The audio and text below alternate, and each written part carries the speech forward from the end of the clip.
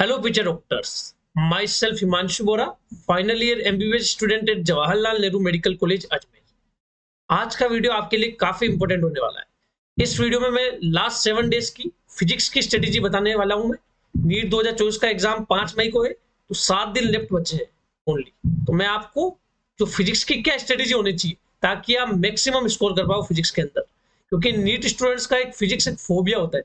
उस फोबिया को आप कैसे उससे कंपेंसेट करोगे, कैसे उससे डील करोगे ताकि ज्यादा से ज्यादा स्कोर आप कर पाओ। वीडियो एंड तक देखना, चैनल को सब्सक्राइब कर देना। तो चलो हम वीडियो में आगे बढ़ते हैं।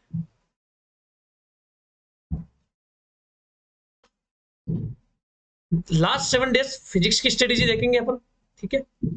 आप सभी को पता है नीट 2024 का एग्जाम 5 मई 2024 को है, ठीक है। तो सबसे पहले अपन चैप्टर्स देख लेते हैं। ये वो चैप्टर्स है जो क्लास 11 तो क्लास 12 की फिजिक्स की एनसीईआरटी में जो पहले थे। उसके बाद मैं आपको बताऊंगा कौन कौन से टॉपिक्स डिलीट हो गए, ठीक है। क्लास 11th में देखोगे आप पहली unit physical world and measurement में 2 चैप्टर है, physical world, units and measurement. Unit 2 में काइनेमेटिक्स में चैप्टर 3 एंड 4 है, motion in straight line and motion in plane. Unit 3 में लॉज ऑफ मोशन में चैप्टर 5 है, लॉज ऑफ मोशन। 6 में work energy power में chapter work energy and power. 5th unit में motion of particles के अंदर chapter 7। Chapter gravitation 6th unit है, उसमें चैप्टर 8 ग्रेविटेशन। 7th यूनिट है प्रॉपर्टीज ऑफ बल्क मैटर, उसमें chapter 9, 10, 11 mechanical properties of solid, mechanical properties of fluids, thermal properties of matter, ठीक है। फिर आप देखोगे थर्मोडायनेमिक्स 9th यूनिट के अंदर काइनेटिक थ्योरीज ऑफ गैसेस में चैप्टर 13 है काइनेटिक थ्योरी।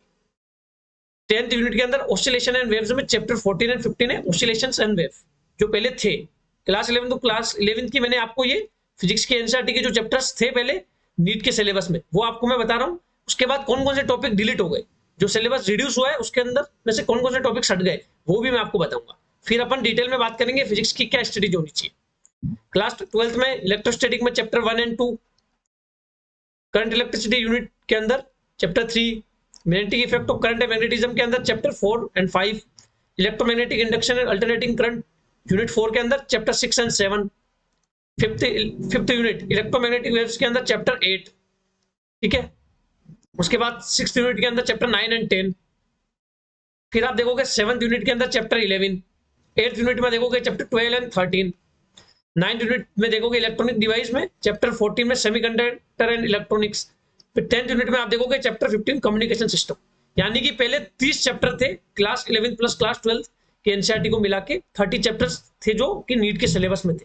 अब उनमें से कौन कौन से टॉपिक्स रिड्यूस हो गए वो मैं आपको बताता हूँ, यानी कि डिलीट हो गए, ठीक है, जो आपको नहीं पढ़ने। अब जैसे रोलिंग मोशन हट गया, रिनोल्ड्स नंबर हट गया, हीट इंजन एंड रेफ्रिजरेटर हट गया, फोर्स्ड एंड डैम्प्ड ऑसिलेशन हट गया, डॉपलर इफेक्ट हट गया, वॉन डी ग्राफ जनरेटर हट गया, कलर कोडिंग ऑफ रजिस्टर्स हट गया, पोटेंशियोमीटर हट गया, साइक्लोट्रॉन हट गया, डेविडसन जर्मर एक्सपेरिमेंट हट गया, alpha beta and gamma decay हट गया और ट्रांजिस्टर हट गया।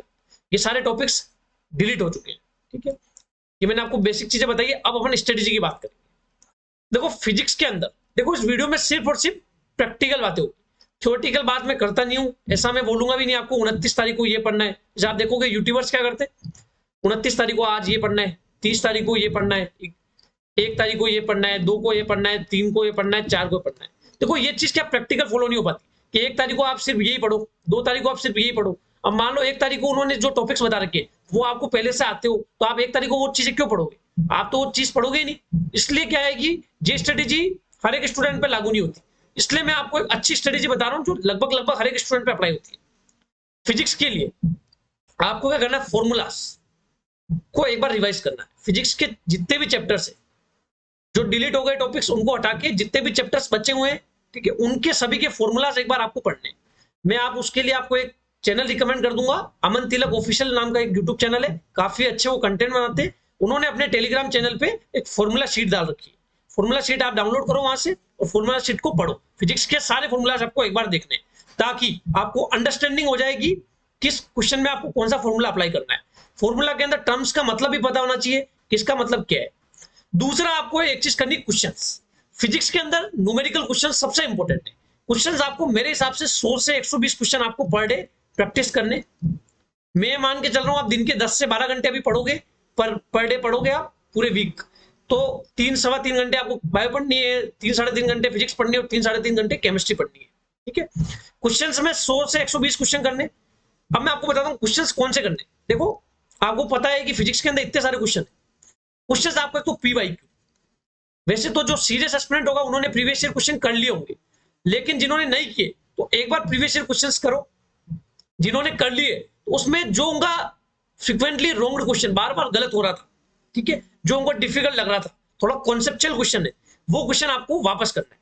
प्लस मॉड्यूल और मॉक टेस्ट के वो क्वेश्चन जो आपके बार बार गलत हो रहे, जैसे मॉक टेस्ट में आपका कोई टॉपिक है उसका क्वेश्चन बार बार गलत हो रहा है, तो उस टॉपिक को अच्छे से देखो और क्वेश्चन को वापस सोल्व करो। मॉड्यूल में आपको क्या करना है, आपने जब मॉड्यूल सोल्व की थी तो हर एक चैप्टर में जो स्टार वाले क्वेश्चन थे, 1 स्टार 2 स्टार, या जो आपके रॉन्ग क्वेश्चन थे, आपके रॉन्ग होते थे, आप गोला करते थे ऐसे, उन क्वेश्चंस को वापस करना है, वही क्वेश्चन करने। ऐसा नहीं कि आप पूरी मॉड्यूल को वापस सोल्व करने बैठ गए, न तो वो कंप्लीट होगी और नहीं आपको उससे कोई अच्छा आउटपुट निकलेगा। इसलिए आपको मॉड्यूल में स्टार वाले क्वेश्चंस जो आपके फ्रिक्वेंटली रॉन्ग हो रहे थे वो क्वेश्चंस, मॉक टेस्ट में आपको जो गलत होते हैं बार बार, या फिर आपका तुक्के से सही हो गया लेकिन आपको उसका कॉन्सेप्ट नहीं आता, उन क्वेश्चंस को वापस करना है। यदि वो क्वेश्चंस आपको आ जाए तो अच्छी बात है, यदि नहीं आए तो उसका कॉन्सेप्ट आपको वापस पढ़ना है। ठीक है, आपको अपने क्लास नोट्स या मॉड्यूल से उसका कॉन्सेप्ट वापस पढ़ना है। इस तरीके से आपको क्वेश्चंस को सोल्व करना है, प्रीवियस ईयर क्वेश्चंस को भी सोल्व करना है। प्रीवियस ईयर क्वेश्चंस बहुत इंपॉर्टेंट है, आपको बिल्कुल भी मिस नहीं करनी चीजें। सारे बता दिए। फॉर्मूला शीट आप अमन तिलक है, यूट्यूबर है और एम्स दिल्ली के 2017 बैच के स्टूडेंट है। उनका टेलीग्राम चैनल है अमन तिलक ऑफिशियल के नाम से, यूट्यूब चैनल है और अमन तिलक ऑर्गेनाइजेशन के नाम से टेलीग्राम चैनल है। उनमें उन्होंने फॉर्मूला शीट डाल रखी है फिजिक्स की, वहां से आप डाउनलोड कर लो, आप फिर वो पढ़ सकते हो, आपके लिए बेनिफिशियल होगी। ठीक है, क्वेश्चंस मैंने आपको बता दिए, इस तरीके से करना है। बस आपको ये स्ट्रेटेजी फॉलो करनी है। आप ज्यादा इधर उधर उलझो मत कि ये भी कर लूं वो भी कर लूं। इस तरीके से करोगे तो आपके न तो टॉपिक्स क्लियर हो पाएंगे, न क्वेश्चन सोल्व कर पाओगे और न ही आपके मार्क्स इंप्रूव हो पाएंगे। यदि आप ये ऐसा करते हो तो मेरे हिसाब से आपके अबव 150 मार्क्स आराम से आ जाएंगे। यदि आपकी प्रिपरेशन पहले आपने अच्छी की है तो आपके अबव 150 आराम से आ जाएंगे। ठीक है, ये स्ट्रेटेजी फॉलो करनी है। मेरे खुद के 151 मार्क्स थे फिजिक्स के अंदर। वीडियो आपको इंफॉर्मेटिव लगा हो तो वीडियो को लाइक करना, कमेंट करना और चैनल को सब्सक्राइब कर देना और बेल आइकन को प्रेस कर दो ताकि आपको इस वीडियो के जितने भी वीडियोस आएंगे नोटिफिकेशंस मिलते रहे।